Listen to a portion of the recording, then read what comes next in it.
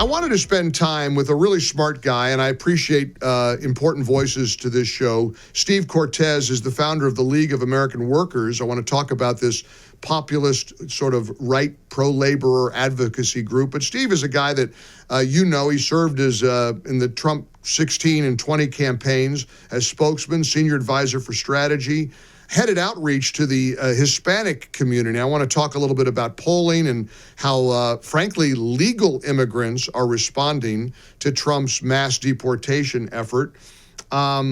Steve, it's been a while. Great. Welcome back to the Mike Gallagher Show. Good to see you. Hey, wonderful to be here, and thank you for everything you do for our movement and for our country, Mike. Well, we've got a lot of people that are working hard. We all feel like we're trying to row in the same direction. Now, there's a little bit of a riff, I guess, over Israel and Iran, and I want to pick your brain on that a little bit. But I want to start here at home. I want to start with some polling that you are able to share with us. A lot of polling is so favorable for the Trump administration.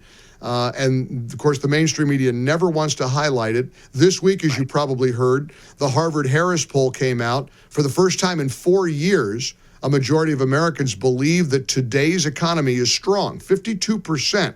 And that's the Harvard-Harris poll that just came out.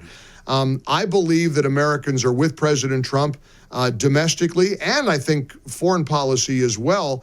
But I'm also convinced that Americans appreciate and understand and expect the mass deportation that we're witnessing. And Steve, as I think you're discovering firsthand, a lot of the support is coming from the Hispanic community.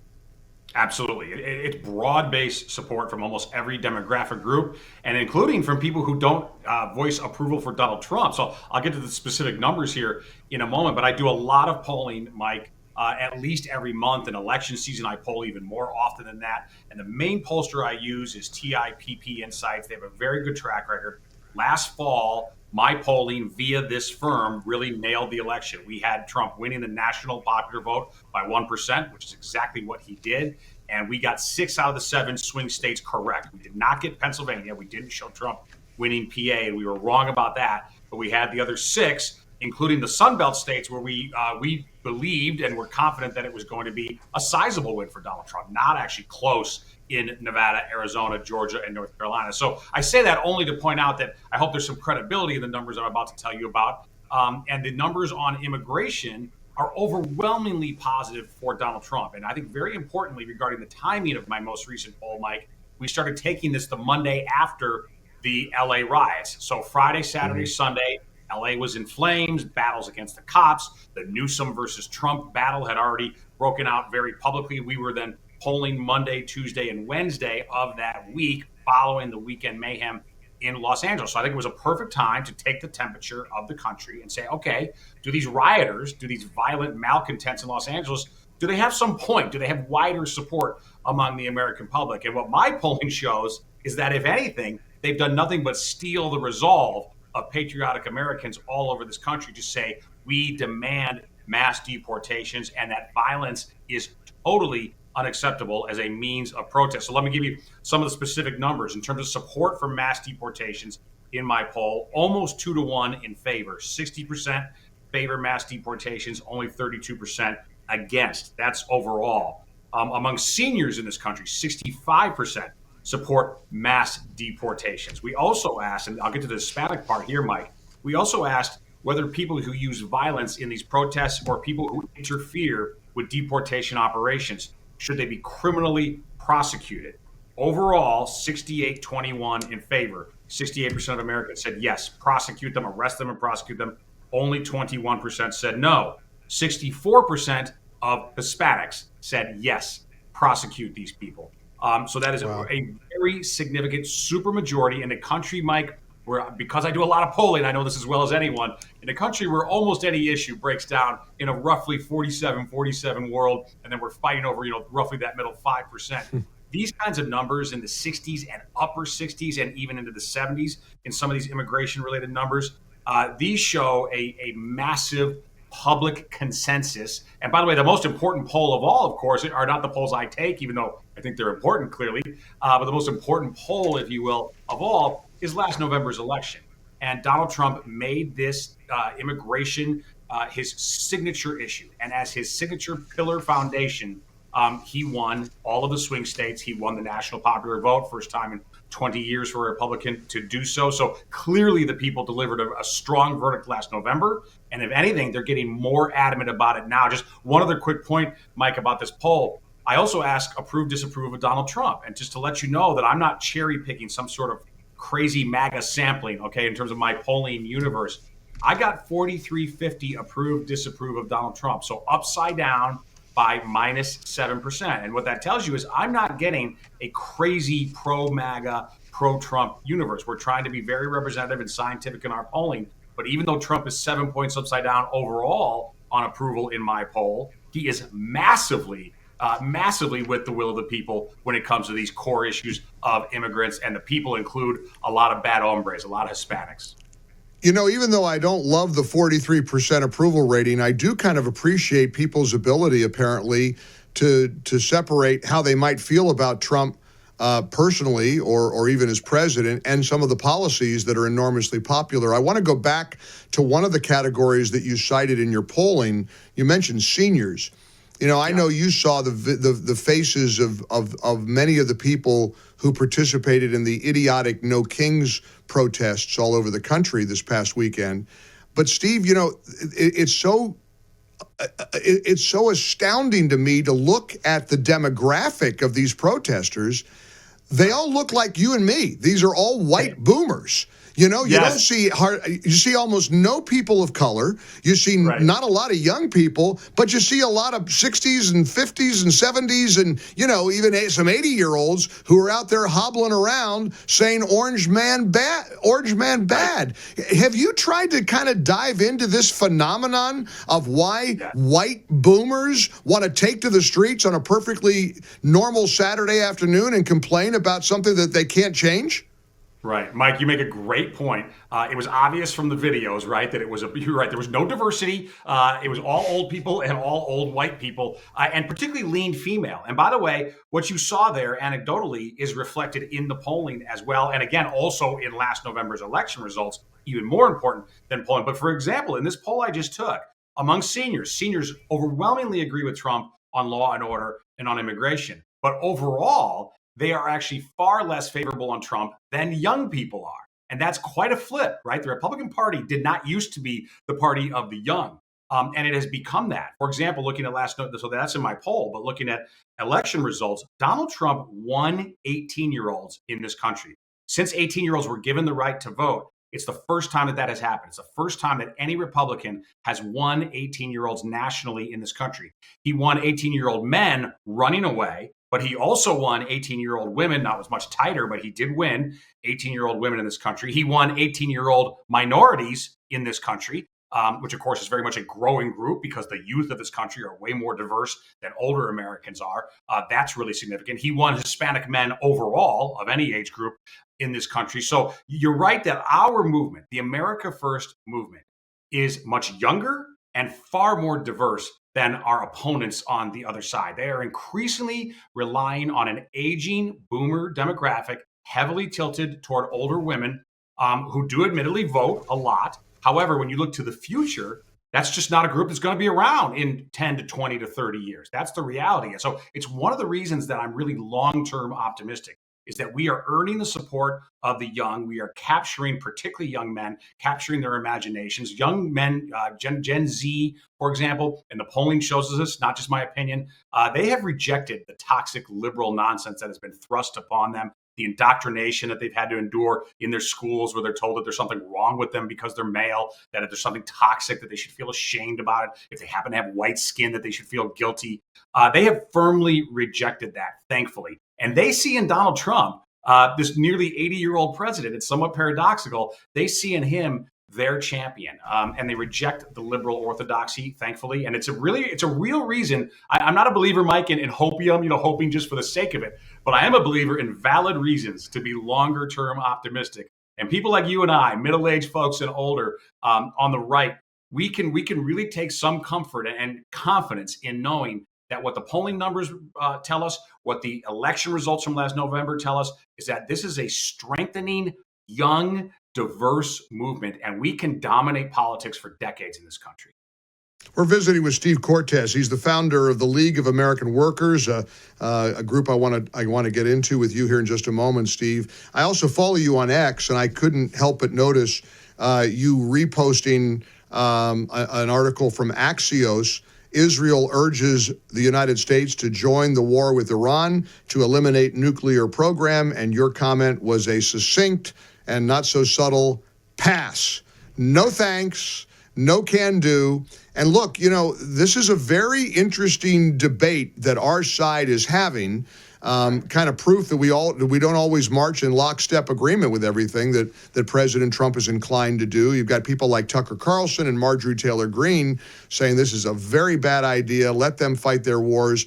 I suspect, Steve, and you're a numbers guy, anecdotally, based on my incoming texts, phone calls, emails, even my sort of MAGA audience disagrees with Tucker, disagrees with MTG, disagrees, with the idea that we need to let Israel fend for itself. Can we dive into this a little bit? Because I saw Marjorie Taylor Greene say, well, look, we don't want to get involved with this. We're already involved, Steve. And she kind of suggested, look, if we bomb Iran, if we help take out this nuclear facility, well, then they're going to start, we'll start being subjected to terrorist attacks. Look, do we really think they're going to play nice? Do you think they're going to like us any more if we don't aid Israel? Aren't we sort of linked to Israel in terms of our alliance, and it's sort of inevitable that we help them out? What did you mean by saying pass to that Axios article, Steve? You bet. No, listen, let me explain myself, and I certainly respect my colleagues, my allies on the right. Sounds like you're one of them who don't agree with me on this. And there's a lot of really significant voices who clearly do not agree. Most of all, of course, President Trump right now. But even people out there sort of in the commentariat, like Kurt Schlichter would be a good example. Somebody who I just have such regard for, longtime Army veteran, super smart lawyer. He and I agree on 95% of things, but he's doing a little bit of battle with some of the folks on my side. And then people on my side, I would say somebody like Sean Ryan, who has a very successful podcast, millions of people now listen to, served at some of the most intense battles of the recent war on terror. He just posted today, as a matter of fact, he said, not interested in another one of your fake wars. I'll sit this one out. So there is strong disagreement among people who respect each other and who generally agree on almost all issues. But here's my point regarding direct U.S. involvement. Look, we are aiding Israel massively. Now, I'm not sure that's a good idea because most Israelis economically live better than most Americans. I'm not in favor generally of aid at all to wealthy nations, whether it's France or Germany or Israel. I fundamentally don't think that is a good idea, even when they are our friends. If they are wealthy, they should be supporting themselves like big boys and girls. I believe that first. But secondly, as far as direct involvement in attacking Iran, look, I am worried about, and I think for valid reasons, the slippery slope. And I see a lot of the same arguments being made that were made over 20 years ago about invading Iraq. And some of those arguments are being made by the very same people, including, by the way, Bibi Netanyahu, who was adamant at that time. I know this is a very long time ago. For younger Americans, they don't even remember this. But Bibi Netanyahu was absolutely adamant that there were weapons of mass destruction in Iraq, and that it was vital for the United States' own national security interest to go over there and invade and fix that situation. Well, we now know, of course, that was a great lie at enormous cost in American blood and treasure. And the ramifications of that ill-fated adventure in Iraq, we're still dealing with all over the world, but especially in the Middle East. So I am incredibly skeptical that it makes sense for the U.S. to get directly involved, particularly when Israel is so capable of doing this on its own. I guess, in a sense, I'm praising Israel more than perhaps some of the pro-Israel folks on the right. I'm saying Israel can handle its business. Israel can police its neighborhood. Our main problems, in my view, and I know they'll say we can talk and chew gum at the same time, but we haven't shown that ability very well as a country. Our priority, to me, has to be the southern border of the United States, not the eastern border of Ukraine, not the borders of the Middle East.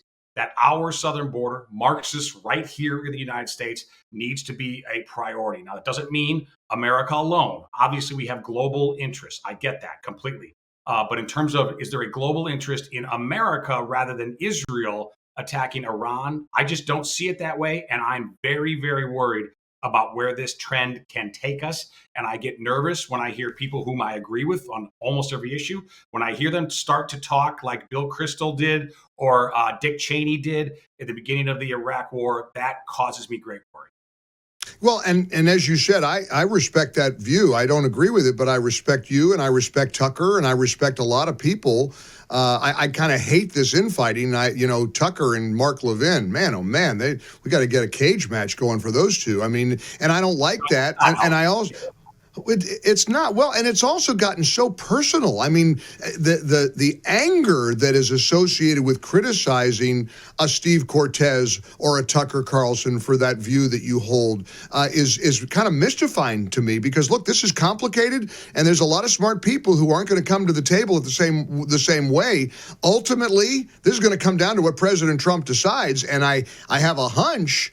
And I say this respectfully, you might be on the wrong end of this when the president is concerned. Yeah. I mean, yesterday he called Tucker kooky and said he ought to go out and get his own TV network. So he took a little pot shot at Tucker.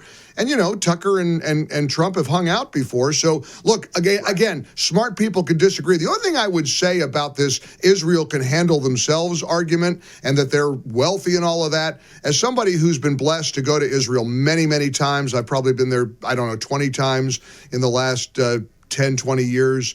I am very aware of this tiny nation surrounded by hostile countries that want to decimate the very people who exist in Israel. It is such a unique situation and such a different alliance that we have. We are connected to Israel, I believe, not only demographically and geographically, but biblically. I mean, I frankly believe that we have a spiritual alliance with Israel that is unlike any alliance we have with any other country in the world. So that would be my respectful pushback to the idea that they can take care of themselves. I think they could, despite their success financially and technologically and all the achievements that Israel has come up with, which I think is fairly miraculous, they can use all the help they can get. I hear you. Let me say this. If you're correct, and I think you probably are, that Donald Trump is going to get more directly involved. If he as commander-in-chief makes that decision, and he knows far more than I know, right, about this, he knows far more than you know because of his access to the best intel in the world, we hope, right? I will firmly support him, of course, in that decision. And I would also say this. I did not poll on this question in this most recent poll, but I did poll on Ukraine. And I understand they're very different situations, but in some ways related in terms of U.S. intervention abroad. And public opinion has completely turned on that situation, because I asked specifically in my poll, as a preface to the question, I stated the fact, not an opinion, but the fact that Donald Trump has brought Ukraine and Russia into talks. And I think that alone is a huge achievement, that they're even talking. I stated that as a predicate to the question, said, now, if the two sides cannot come to a peaceful resolution, should the United States start to disengage from Ukraine? Public opinion has massively changed there. Kind of similar, actually, to my immigration numbers in terms of in favor of disengagement. 62 to 34. Yes, we should disengage. This number was fascinating to me. Among parents with children at home, 72 to 17 in favor of disengagement in Ukraine. 72% of parents with children at home. I suspect that that's because many of them fear that eventually their sons or daughters could be called to fight in an overseas war of adventure, knowing how awful the last ones turned out under George W. Bush and Barack Obama, and they don't want to see a repeat of that in the Black Sea. Now, again, the Black Sea situation is very different from Israel, but that tells me that there is at least an appetite in the public realm for an America First foreign policy of realism and restraint. Now, I think if I had polled Israel, I think I could get a very different answer on Israel, to be perfectly honest. I thought so. I mean, I really hope you'll consider doing polling on America's involvement with this Israel-Iran, because I'm really intrigued. A listener sent me, actually a viewer to Salem News Channel sent me today a text showing they said it was a conservative website, but do you agree with Tucker's position against being involved in Israel? 71% said no, according to that poll. Now, I didn't see what the source was, and I trust your polling. So I hope you'll dive into that because I'd be really fascinated to see what the results would be. In the time we have left, let's talk the League of American Workers. Tell us what the organization is about, because I know you've had great success with it, and I'd like to share with everybody what you're up to. Well, thank you. Yes. Listen, I've been blessed to start this organization, and we worked on behalf of the Trump campaign of 24. So I worked directly for Donald Trump in 16 and 20. Now, as an outside group in 2024, we worked very hard, particularly in the battleground states, to help elect Donald Trump. And what we are is a pro-laborer, right-wing advocacy organization, because I thought there was a need for it, because the only pro-labor organizations out there, essentially, are the labor unions, which I think private sector labor unions have a critical role in the American economy and in American society, frankly. However, they've been totally corrupted by leftist, politicized, selfish leadership at the top of those organizations. Unfortunately, union leadership does not represent union rank and file. So I started this group as an advocacy group to actually represent American workers and to do it the right way and to do it from the populist right perspective. So what does that mean specifically on issues? There's two primary issues that my League of American Workers is focused on. The first one is trade. And we are absolutely in lockstep with the America First movement, with President Trump, Vice President Vance. We demand reciprocity and fairness in trade. America has been abused for decades, and predatory trade practices have decimated American workers for far too long. So we as an organization support everything that Donald Trump is doing in that realm. And then the second issue, which I believe they're inextricably linked, they are interrelated, is immigration. American workers should not have to compete with unlawful, unjust competition in the labor market from illegal migrants who are competing against them directly. And by the way, I actually just posted this on my social media today. You can see the evidence from the Secretary of the Treasury, Bessent, who I think is doing an amazing job. Real wages, meaning pay adjusted for inflation, real wages are galloping higher right now for blue-collar Americans. I think there's a lot of reasons for that, but I believe one of the reasons for this wonderful new trend is immigration restriction. You know, we know, for example, that according to the New York Post, at least 1 million illegals have self-deported, have decided, I don't want to get chased down by ICE, and life is becoming more difficult for me, harder for me as an illegal to find a job in the United States. Remittances are probably going to be soon taxed. I'm going to go back home, and maybe I'm going to try to do this the legal way. Also, the Trump administration, I think, very magnanimously offered some incentives to those folks and said, we will literally pay you a small amount of money. We'll pay for your plane ticket, put $1,000 in your pocket if you self-deport. And if you self-report and self-deport, and you can then apply again legally. Apparently, a serious number of illegal migrants are taking advantage of that magnanimity from the Trump administration. So I think we're seeing that flow into increased wages for Americans, especially blue-collar Americans. So that's what my organization does. amworkers.com is our website. You can see some of our content there, and all of my content is at cortesinvestigates.com. amworkers.com. Check that out. And Steve, you're an important voice, and we appreciate you stopping by and visiting with us here on the Mike Gallagher Show. Keep fighting the good fight and come back and see us again soon. Mike, I appreciate everything you do. You're a patriot. You're informative. You're entertaining. Keep it up. We've got a country to save. God bless. For full shows, live and on demand, it's Salem News Channel.